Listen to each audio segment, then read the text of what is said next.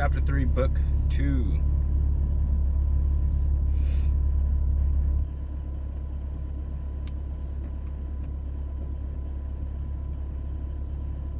Chapter 3, The Gar and the Salmon. Two more fish. I unwrapped my brand new laptop computer and tried to figure out how it worked. It was state of the art, the best money could buy. The check Mrs. Casey gave me cleared, and ever since I'd been in a great mood. I had $24,000 remaining after I purchased the computer. I kept it under my bed in a duffel bag. I didn't know what I was going to do with it all. I had no way to spend this much money. There wasn't much in the material world that I wanted anymore. The old me could have spent $24,000 in a heartbeat, just one trip to the music shop. I fiddled with my new gadget's many buttons. I was somewhat anxious about calling Isis on the telephone. I wasn't obsessed over her like I had been with Emily. Somehow, amidst the embittering torture of years of numbing confinement and powerful antipsychotics, I had grown up, raced past puberty in a white cell time machine.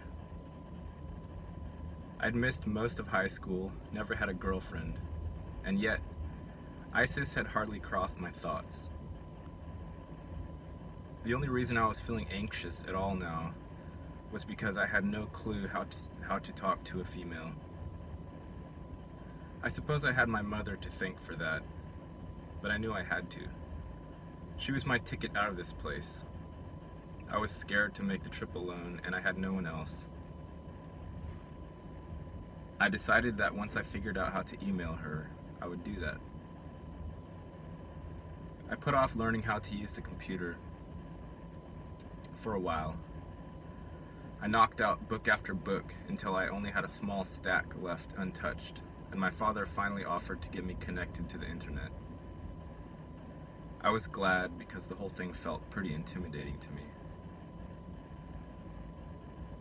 The only experience I had with computers was with video games at Thupton's house. It was about that time when I started reading George Orwell's 1984. I didn't understand why people didn't think this man was a prophet. It was because he wrote science fiction. Only wise people look to science fiction for answers. It is from science fiction that we glimpse the power of human imagination and potential, both for good and bad. For the most part, technology disgusted me. It had to be constantly upgraded, discarded, and maintained. Just like cars and homes, it was meant to break down and become obsolete. To increase sales, which increased profits. Not to mention filled landfills with toxic waste like mercury and battery acid. The whole thing made me ill, but the information and communication elements of the internet were simply amazing. But it could be better. The incredible potential the internet had for political propaganda and surveillance of the middle-class population was terrifying, and as I surfed the infinite number of websites, I was astonished at the sheer volume of pornography. I felt like an innocent child walking down a dark street in the red light district. If this was any indication of the amount of sexual lust floating around in the universal subconscious of humanity, then I was definitely not your normal, run-of-the-mill human. But I found a few safe havens for open minds on the web. I had to believe that the Buddha would have used this device as a source of spreading his message, sharing ideas, and turning on minds. The first person to harness this awesome source of light-speed communication to speak to massive crowds and exist purely as text would either be the next Christ or the next Adolf Hitler. Terribly powerful either way. Like all material things, it's what you do with it that makes it good or bad. I came across a number of occult, neopolitical, and alternative news and science websites that had excellent forums where I could share philosophical, political, and spiritual ideas. I spent a good deal of time in these rooms, getting to know the deepest beliefs and complicated understandings of people I knew only by cryptic screen names and large blocks of Times New Romans. I created an email address so that different internet-based sages and wise men could communicate with me, outside forum walls and away from message board rules and regulations. Also, I needed to get in touch with Isis. It had been a few days since I had met her, and I didn't want her to think that I had become disinterested. Isis, this is Jacob. I spoke the other day at your church. I had no idea I would meet a young, open-minded person like yourself there. I'm interested in starting a dialogue with you. I'm excited that you're moving to Texas. I would love to get out of this hellhole. How are you funding your trip? Have sweet dreams. If I get chopped up in the middle of the night by Set, please gather my pieces together so that I might be reattached and reborn. Osiris. When I sent the email, my hands didn't sweat, my breath stayed even, and my heartbeat steady. I didn't let this possible new romance consume me, as Emily had. I had too much of my own stuff going on. Too many pieces of my own puzzle were still missing. I joined a message board catering to people who claimed they had been contacted or abducted by aliens. This was, for the most part, a complete waste of time. Most of these people were obviously just fabricating stories for attention. All the aliens seemed very different than the ones I had encountered. But I still read their blogs, hoping that, against all odds, I would find somebody who had an experience similar to my own. I would be a hypocrite if I just shot all of these people down without first considering their stories and giving them the benefit of the doubt. After all I had to offer as proof of my encounter was my increased intellect, 2 faded circles of contaminated topsoil, and lastly, my own word. If I wanted people to take me at my word, I had to offer the same consideration to these people. Who knows? The universe is a huge place in itself. Tack on a few extra dimensions, and you have an endless plethora of possibilities. It wasn't unthinkable that there could be other technological or sentient races zooming around out there. I got the idea to post my contact story on the forum to see if anyone else had had an encounter with a tall, blonde, angelic being. I left my email address on the site so that I could easily monitor the results of my query. I immediately started getting emails pouring into my inbox. I would go back to them. Another, more important email caught my eye.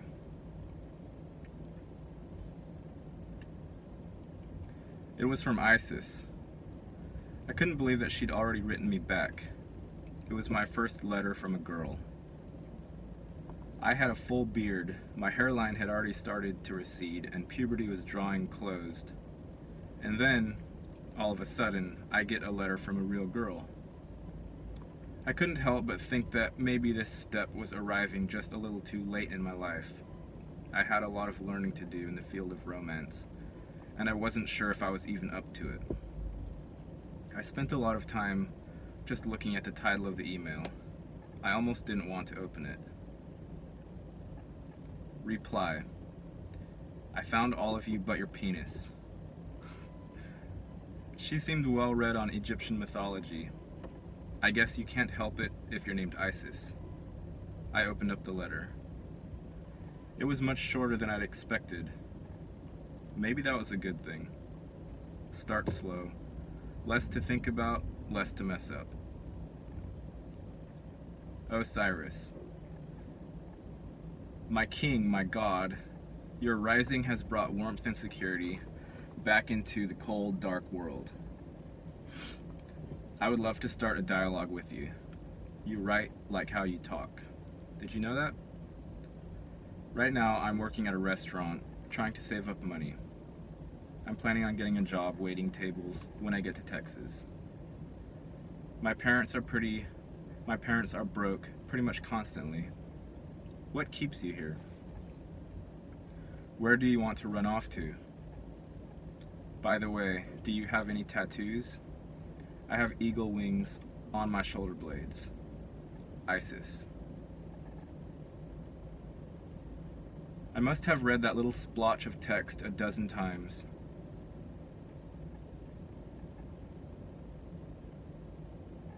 Looking for hidden messages locked behind her carefully organized words. I took my time writing my reply to her. I must organize my escape plan, weigh my options, and delicately, stealthily tie myself to her.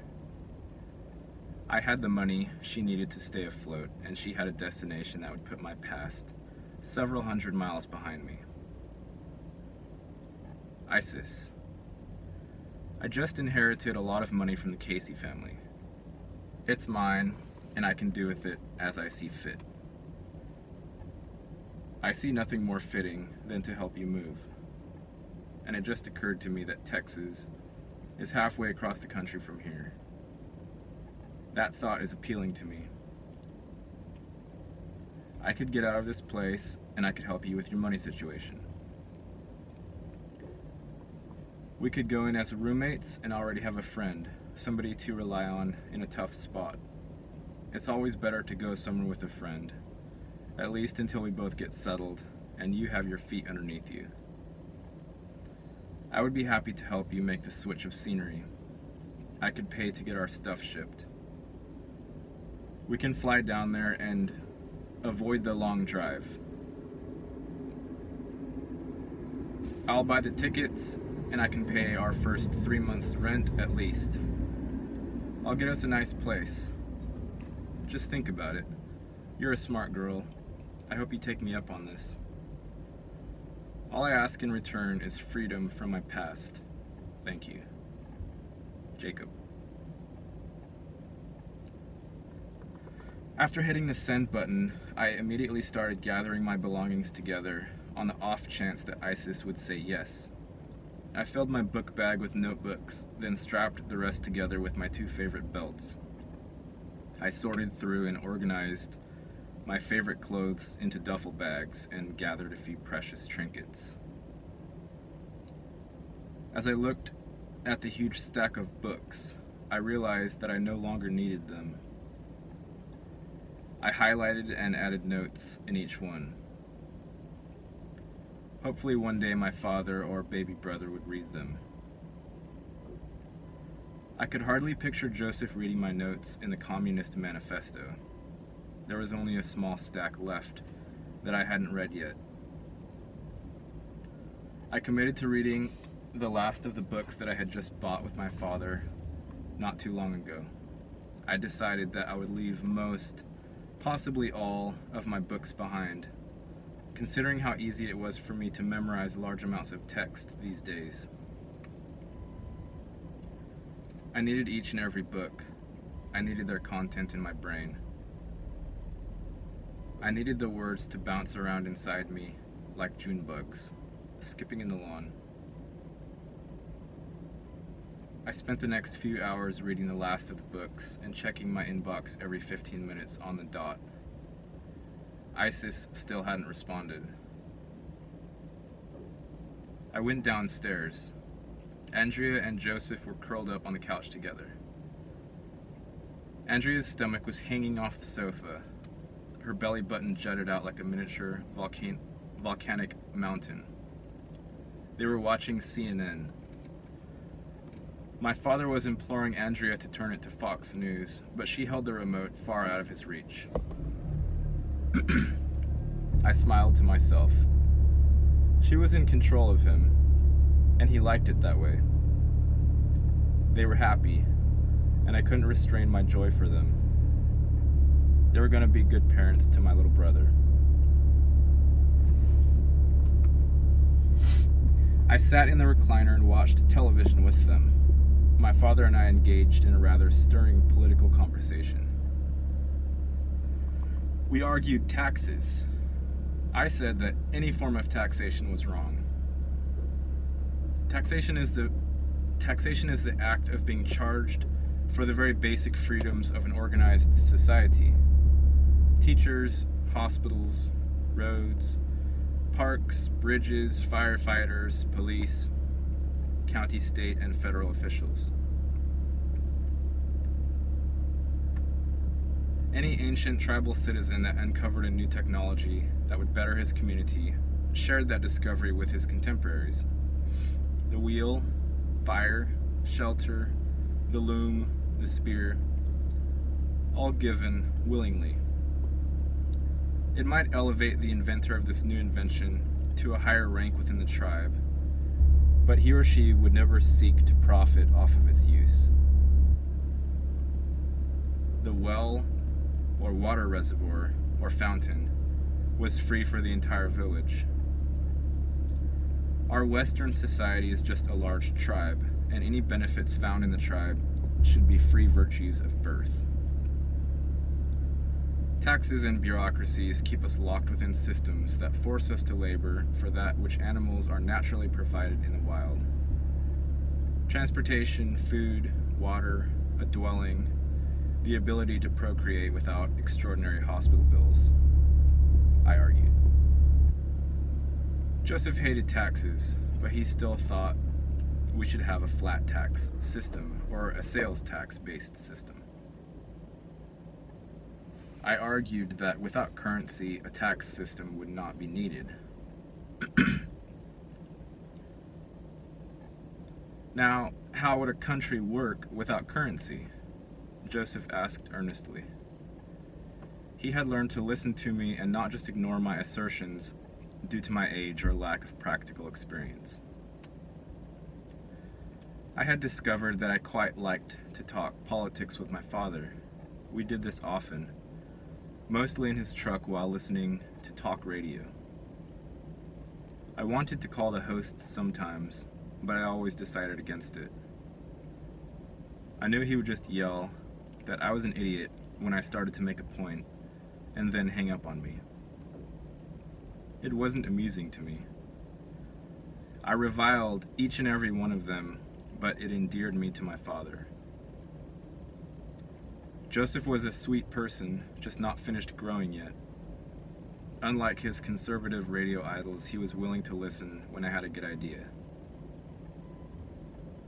He was wheat, not the shaft.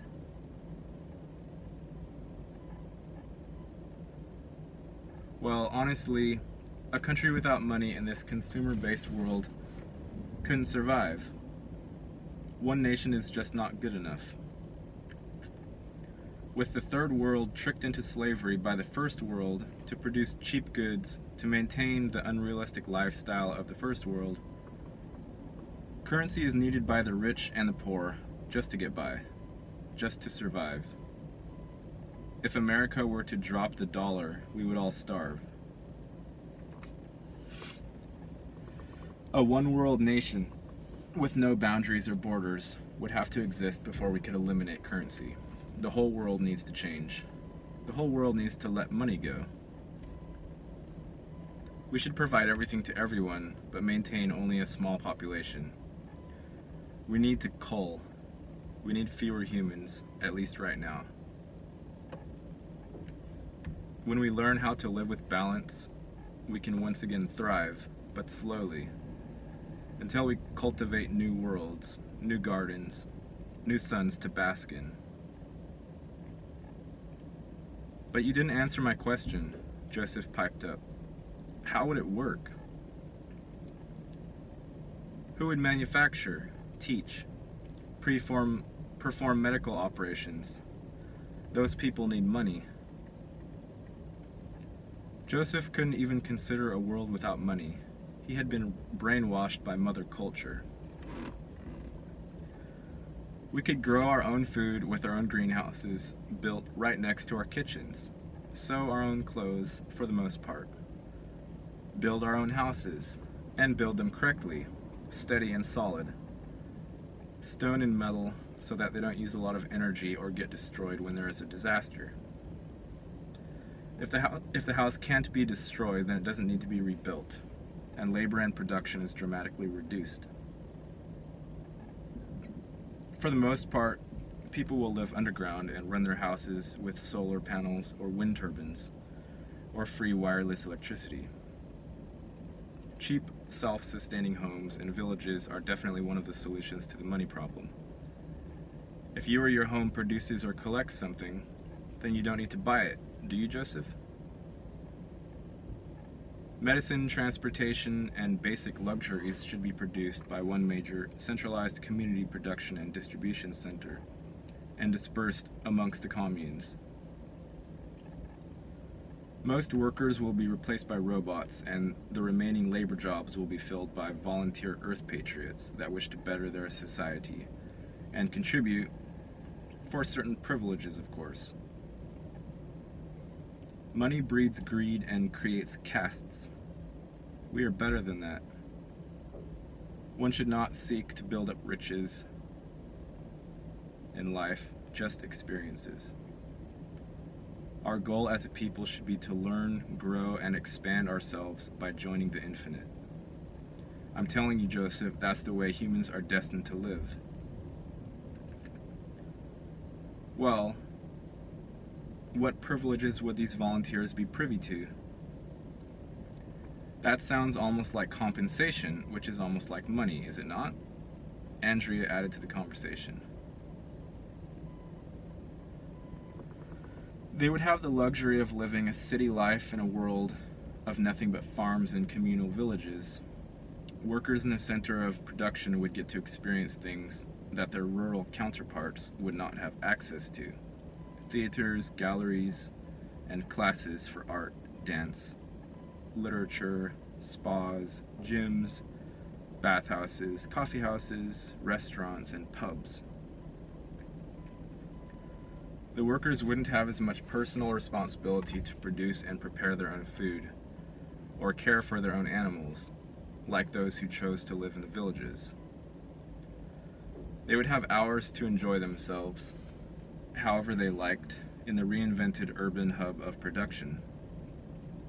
The hours would be short, and the wealth of experience available there would be more than enough to compensate them. Everyone from the city and the villages needed would be produced in the city.